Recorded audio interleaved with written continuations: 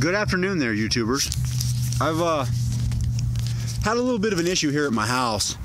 Some of you guys that watch my channel, I don't know who am I kidding, really. I don't have it's not like I got fans or nothing or anybody that really watches my channel, just my family, a couple of my friends, maybe the occasional stray that just happens to click on one of the YouTube videos.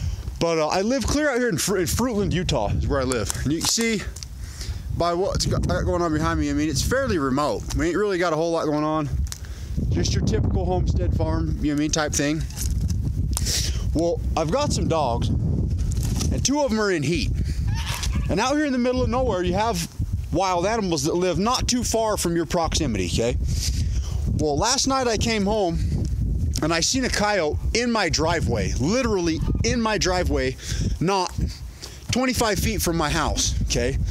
And two of the dogs that I have in heat, they're both really small. One of them's a Shih Tzu and the other one's a Chihuahua.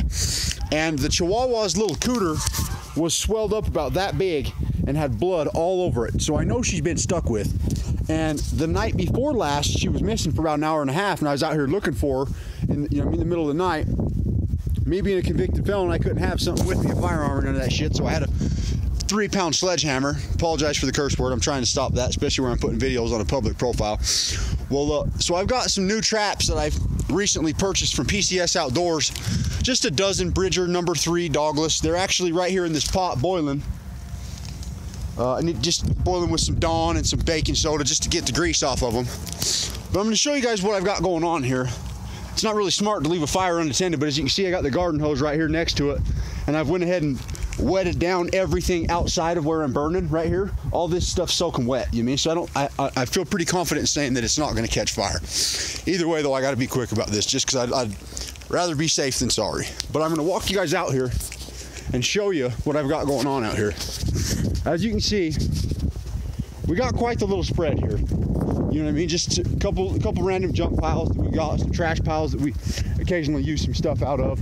We got cattle over here. You can see the geese in the background walking over there. Horses in the far field over there.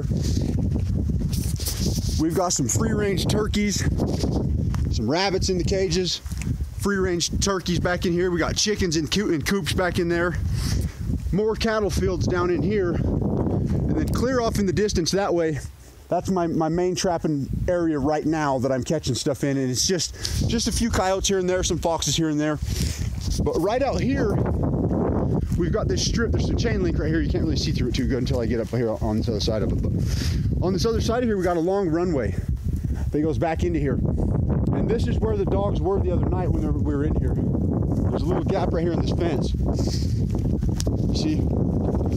So what my plan is, and I've already read all my proclamations and everything.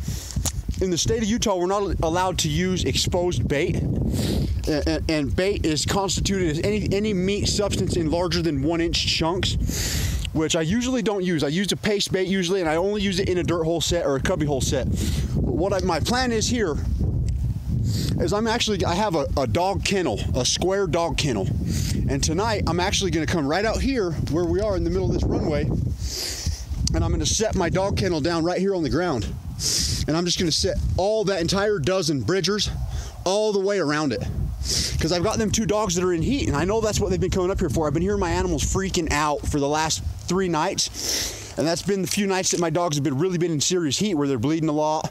I can smell them myself when they don't have their little diapers on, you know what I mean? So I know it's a strong scent. And I'm gonna put them out here and see if I can't get that same yote to come back up here and maybe have him in the morning. If I can have some of you guys check that out, check out this video, let me know what you think about that, what the possibilities are of it being a successful thing. Is it ethical? I believe it is. I don't see nothing wrong with it myself. But sometimes there's been on a few occasions where my best thinking has landed me in prison. So I would like to know what some other people think from a more positive and more legal standpoint. Sounds good to me. I'm actually going to call a DNR officer right now before they close so I can ask him some questions about that. If anybody has any knowledge about this subject, please get a hold of me and let me know what's going on. Thank you very much. Again, YouTubers. So I just got off the phone with my local DWR agent. Told him my plan to put my dogs that are in heat in a cage, set them out here in my backyard, and it's in the runway of where we live. What the hell is my camera so fuzzy for? Okay, well, we live out here in the desert, you know what I mean, in Fruitland, Utah. out in the middle of nowhere. Okay, it's as far around me as you can see. I've got a lot of critters that are around here that are our personal animals, cats and dogs and such, which are all going to be locked in the house tonight, so I don't catch one of my dogs by mistake. But what I've done is I've got a bunch of brand new steel right here, as you can see, never before been used. I actually just boiled off all the stuff, boiled them real good. Took and boiled them in a solution of mine that I've used in the past and came up with some good results. It's nothing but Dawn dish soap and baking soda, and then dried them off with the garden hose. You know what I mean? Not dried them off, but clean them off with the garden hose. I got some stuff right here that's on them still that looks like it's smeared around. Doesn't smell like oil or grease to my nose. I'm not a coyote. I don't know. If I was burying them anywhere other than in my backyard, I wouldn't do it. I'd boil them again, run them through some sawdust for a little while, soak them in some sawdust. But right now, where this area already smells so much like farm equipment, I'm not that worried about it. So what I'm going to do is I've got this cage right here. I've got a wind block backing because it is cold here at night. I'm going to put something on top of it to keep the wind off of them. But I've got two dogs I'm going to put out here in this little cage, a Chihuahua and a Shih Tzu. They're both in heat. Last night when I came home, there's a coyote in my driveway, not 30 foot from my front door. There's a pile of coyote crap in my sidewalk, on my sidewalk. So what I'm going to do right here is I'm just going to set traps all over right here. I'm going to bed a few down, and before I bury them, I'm going to come back with you guys and show you guys what I've done and see if I get some comments on it, see what you guys think. I've got all the traps I've got right now. I've ordered a dozen of these from PCS Outdoors.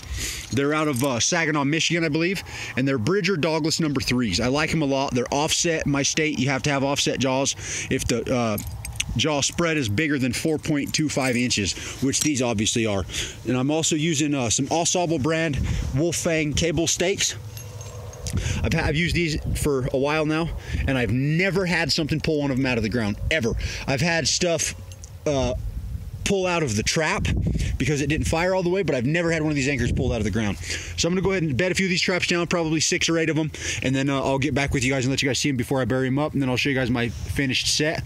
And also, you guys will be with me tonight when I come out here, because I can't leave these dogs out here all night, so I'm just going to come out. I'll leave them out here for maybe 2 hours, come take them in the house for an hour and bring them back out here. This is actually just trying to catch a nuisance coyote that's been, I mean, we've had right over there, it looks like a pile of junk, but it's actually chicken coops all on the other side of that. We've had chickens come up missing, geese come up missing out of the yard. Not too long ago, my nephew's favorite cat, we let it out at night and it never came back, you know what I mean? So we've had a lot of stuff fall prey to these animals, so I'm gonna go ahead and try to take care of that tonight. I'll get back with you guys after I set these traps and show you what I've done. Have a good one. Okay guys, so we're back here today on this beautiful evening, as you can see. Sun going down over here in God's country. Great views everywhere you look, you know what I mean, except for my ugly mug. Well, what I've done, and again, I have called my DWR agent already, my local agent, and he gave me the okay to do this. Because technically I'm using live bait, my dogs that are in heat, to catch this coyote, but it's been up here killing my stuff, so I really don't care. And I've got the okay, so don't think that I'm just breaking the law and with no regard. But this is what I've gone ahead and done. You see I've got 5 Bridger number 3 dogless foot traps, 2 coiled. I'll get up here. These beds are a little sloppier than I'm used to making them. I'm used to digging a tight bed, but I've only got a little while before dark and I'd like to get these in the ground. I got some polyfill underneath my pan as a pan cover. I'm running 3 pounds of pan tension, 3.5. So, some of them are almost 4, but I have to do that because, like I said, I have free-range geese running around here, cats, smaller dogs, things like that. I have 1 border collie. He's going to be locked in the house all night, along with the remainder of the dogs, except for the 2 that are going to be in the cage in heat. So what I'm going to do now is I'm going to go ahead and cover these traps up and bring you guys back afterwards. I've got this nifty little broom. I've never seen it before on any of the YouTube channels I watch, but I carry this around in my trap bag, and I just use it to brush out my tracks, flip the sets over. I can make it look like I was never even there, you know what I mean? And that's what I plan on doing right here. So I'll cover these back up. I'll get back with you guys and then let me know what you think. Okay guys, here we are. So I've got everything bedded down. Everything's recovered. I've broomed everything off. As you can see, that broom is super effective, you know what I mean? You can't see any of my traps. I don't have any tracks. There's no dents where my stuff's in there. It's all blended perfect. My only thing is I do not have a trap right here on the back side of this cage. So what I'm gonna do is I'm gonna go ahead and set some of this junk that's right here already, just right here as a backing. So kind of like a little backing just like you do on a dirt hole set or a P-post set or something like that, where you want it to work from a specific angle. And that's all I'm gonna do. I've got 5 Bridger #3 dogless traps here. I use polyfill into the pens. I like the polyfill. It works for me personally. But just like with anything else in life, anytime you find something that works for you, or you find someone that swears by a certain type of way or something like that, you're always gonna have people that hate it. You know what I mean? So no matter what, anytime you know someone that swears by a certain technique, you're gonna know somebody else that swears against it. So it's all about finding what works for you. I'll bring you guys back later on when I check this traps. I'm only gonna leave my dogs out here for 2 or 3 hour 2-hour increments because it gets cold out here in Fruitland. Luckily, I have a long-haired Chihuahua and a Shih Tzu, so they're both equipped for the colder weather. I'm gonna put them in that cage with the blankets around them. We'll check on them quite often, and I'll let you guys know how this works out. Have a good one.